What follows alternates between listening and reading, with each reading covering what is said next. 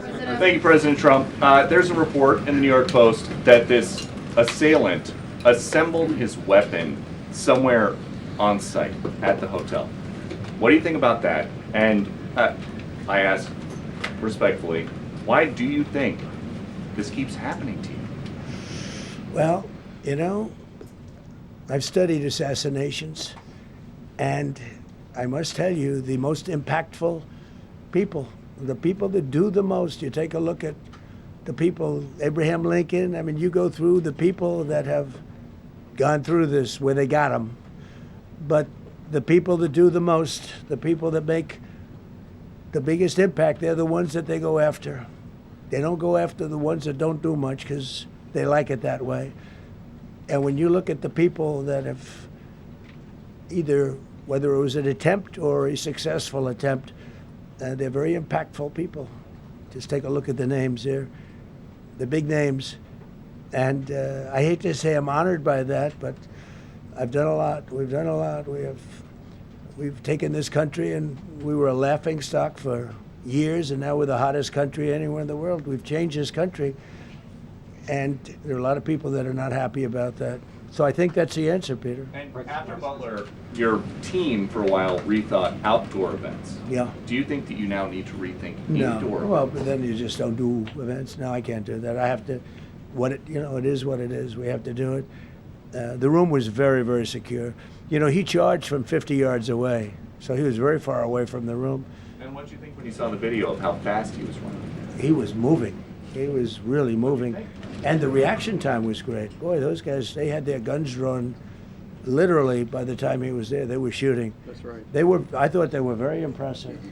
And if I didn't, I'd let you know, I'm not going to be, I would not stand for that. No, I thought they were very impressive. Thank you, President Trump, and thank Right. you for updating us on Thank the you. suspect earlier. Were you aware of any threats? Was your team aware of any threats beforehand? And do you believe you were the target of this tonight? I guess. I mean, these people they're crazy.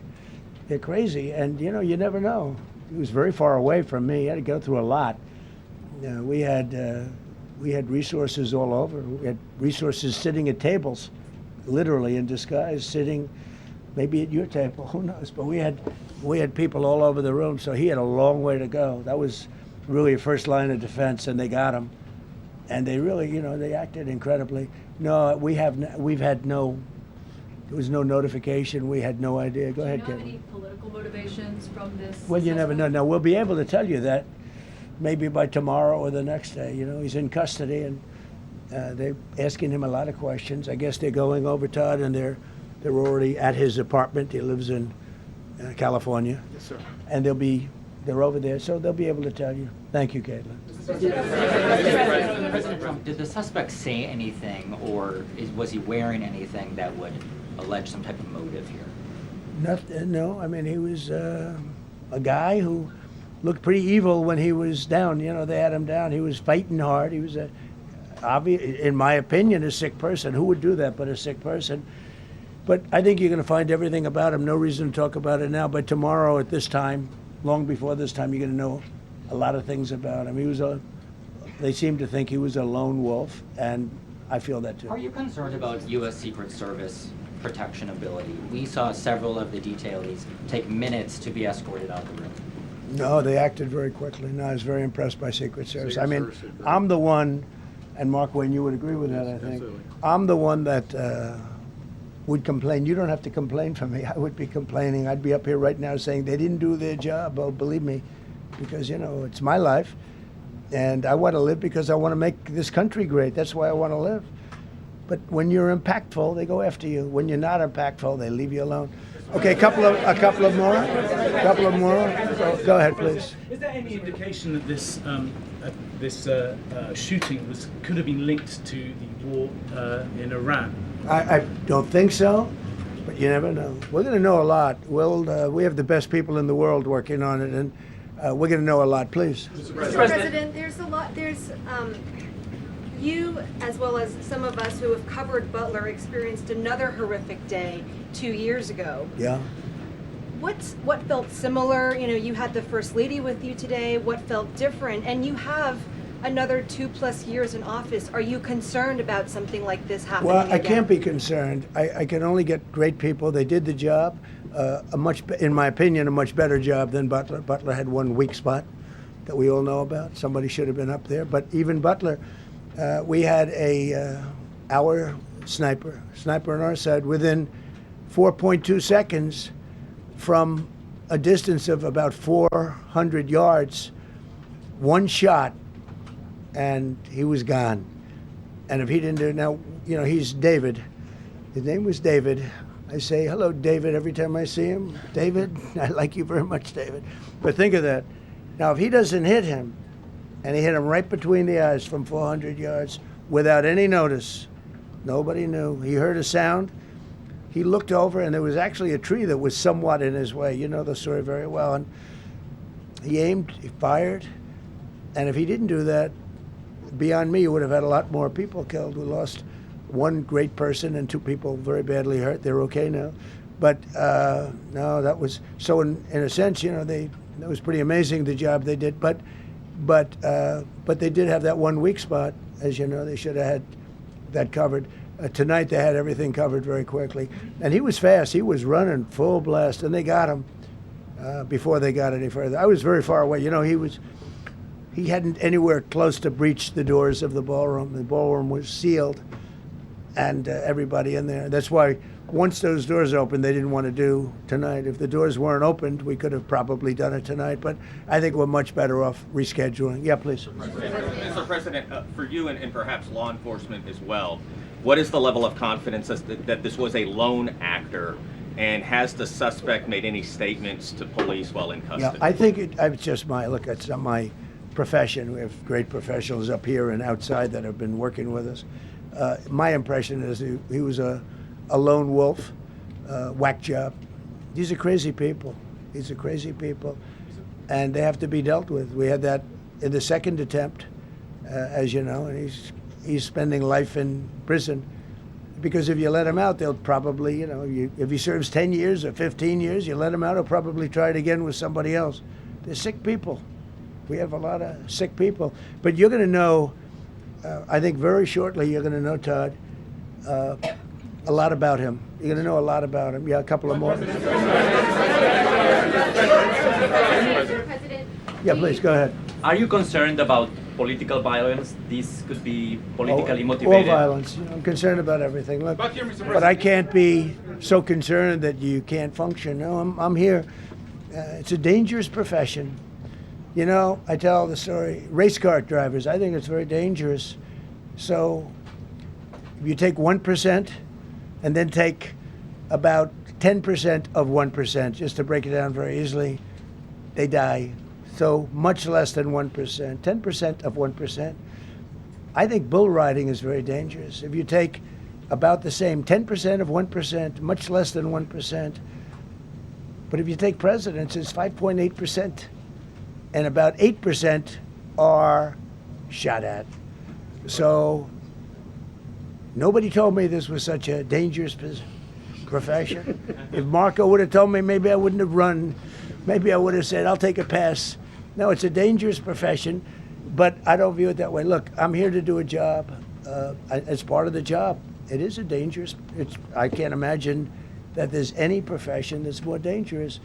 But I love the country, and I'm very proud. I'm very proud of the job we've done. You see what's happened. We have a great country. We've got, I think, the most successful, the hottest country anywhere in the world. This happened over a period of just a year, and we're going to do great things. But with that come risks. There's no question about it. Yeah. To that end, I mean, there's been so much political violence, not just aimed at yourself, but at other members of Congress, state house speakers, you name it.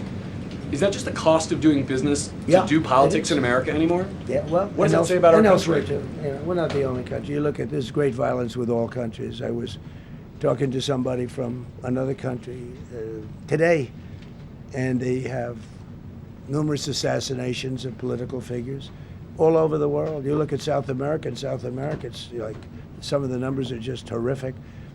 It's dangerous. It's dangerous stuff, whether it's here or someplace else. No country is immune. No country. Good question. Is it possible to turn that temperature down at this point? Well, Probably if I decided to just not do much, if I let everybody rip us off and take advantage of us. Look, we're leading the world in trade now. We're leading the world in the military. We're the greatest military in the world. I rebuilt it in my first term, and now we use it because we have no choice. We can't let, as an example, Iran, we can't let them get a nuclear weapon. Everything will be peanuts compared to that if they ever were given a nuclear weapon, and they'd use it too. Marco and I were talking about it today. They would use it without even hesitation. We can't do that. It was a shame. I said, oh boy, look at the numbers. We just broke 50,000 in the Dow. We just broke 7,000 in the S&P. They said we couldn't do it in 7 years, in 5 years, 4 years. They were saying maybe in 5 or 6 years. And we did it in 1 year. And I called everybody together. I called all of these people and others, and I said, we have to take a little journey. I see to do this. We just had the great number. We just broke 50,000. Wasn't supposed to happen during my term. Wasn't reachable. We did it in 1 year, and I said, we're going to have to make a journey to Iran. They're going to have a nuclear weapon if we don't do it. We had the B-2 bombers take them out. I terminated in the first term the Obama agreement, the Iran nuclear agreement, which was a disaster. That was a road to a nuclear weapon. They would have used it. They would have used it 100%. So, when you do things like that, you become a target. If I wasn't doing that, I guess I'd be a lot less of a target. But I'm honored to be. Okay, one more question. Go ahead.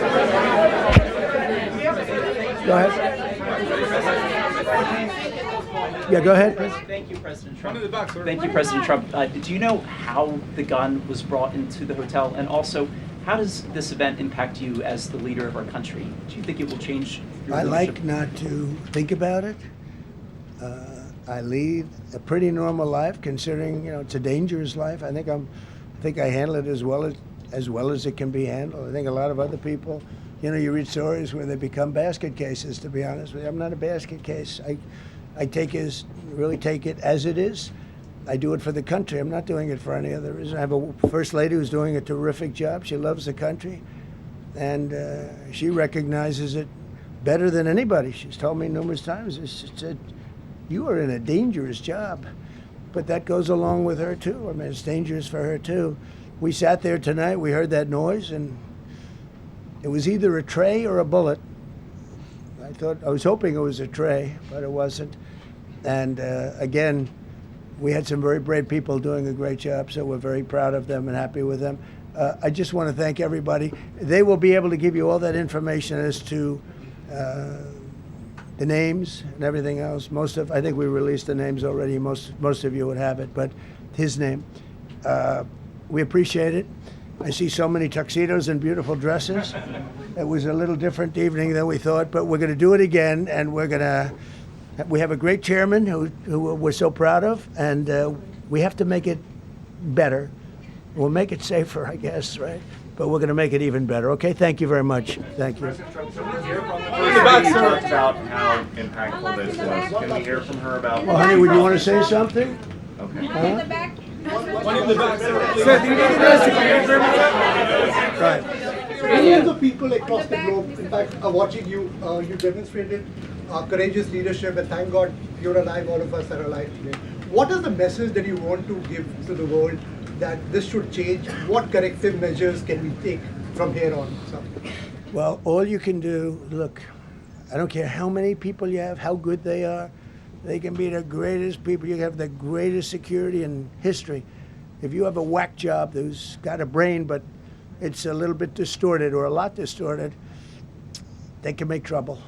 I would say, Pete, right? They can make trouble. Some of these people are of genius level IQ, and they're nuts. So it can be trouble.